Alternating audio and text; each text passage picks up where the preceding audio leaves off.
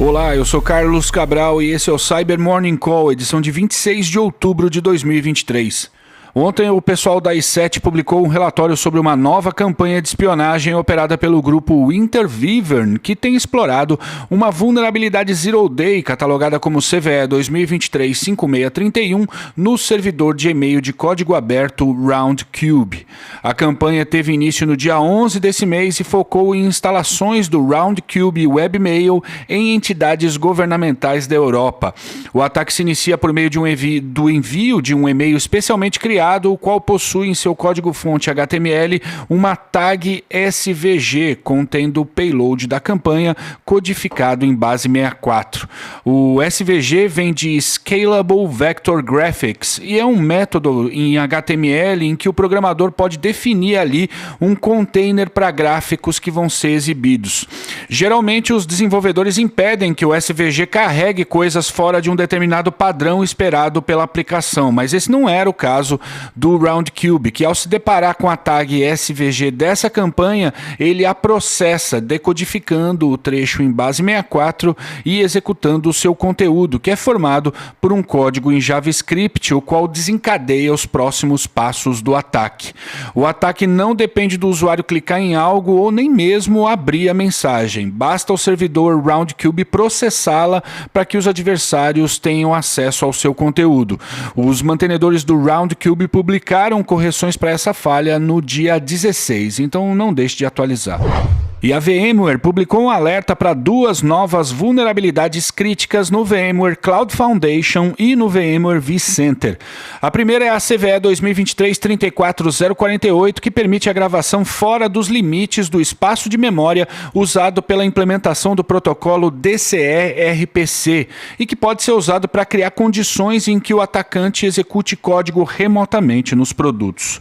A segunda falha é a CVE 2023-34056 e se refere a uma divulgação parcial de informações, tornando possível a um atacante sem privilégios administrativos ter acesso a dados sensíveis do sistema de forma não autorizada. E o time de pesquisas da Cisco Talos esmiuçou ontem a atividade do Eurotrooper, um grupo de adversários relativamente novo, ativo desde junho do ano passado e que é formado por operadores originários do Cazaquistão, que se disfarçam de azerbaijanos.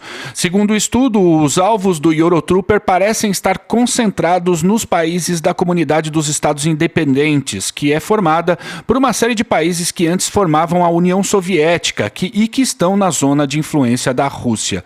Foram observados diversos ataques contra funcionários dos governos desses países entre maio e agosto de 2023. A cadeia de ataque é baseada em mensagens de phishing com anexos compactados que, ao serem ativados, descompactam um arquivo LNK que baixa e executa um arquivo HTA, o qual estabelece contato com o bot no Telegram e, por meio desse, baixa e instala outras ameaças, recebe comandos e envia dados da máquina infectada.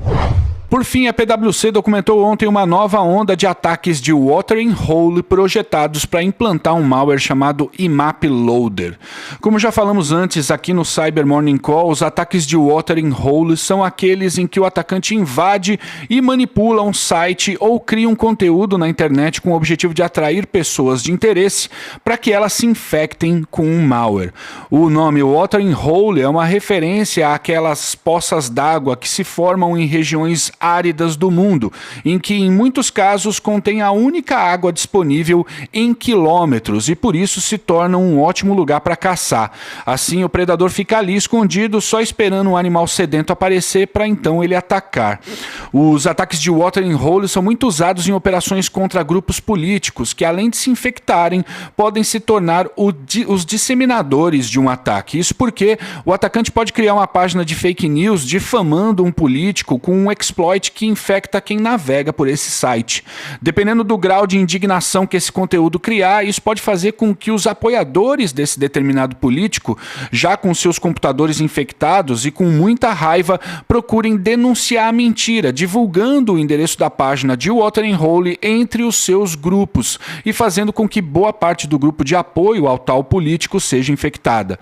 Nesse caso, os adversários catalogados como Tortoise Shell comprometem sites legítimos legítimos onde inserem um código malicioso em JavaScript, o qual retorna dados sobre a máquina, o usuário e a empresa da pessoa, os quais são usados para determinar quais seriam os alvos da campanha, que tem focado nos setores marítimo, de transporte e de logística no Mediterrâneo.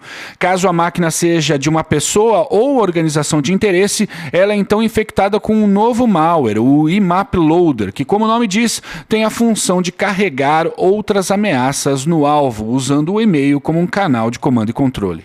E não há tempo para mais nada, mas eu queria dizer que a Apple publicou correções para quase tudo ontem. Ainda não consegui ler o detalhamento disso, mas se tiver algo relevante eu comento aqui amanhã. Independentemente disso, atualizem os seus dispositivos. Muito obrigado por ouvirem o Cyber Morning Call e tenham um bom dia. Você ouviu o Cyber Morning Call, o podcast de cibersegurança da Tempest. Nos siga em seu tocador de podcast para ter acesso a um novo episódio a cada dia. E para saber mais sobre a Tempest, nos siga no Instagram, Twitter e LinkedIn ou acesse www.tempest.com.br.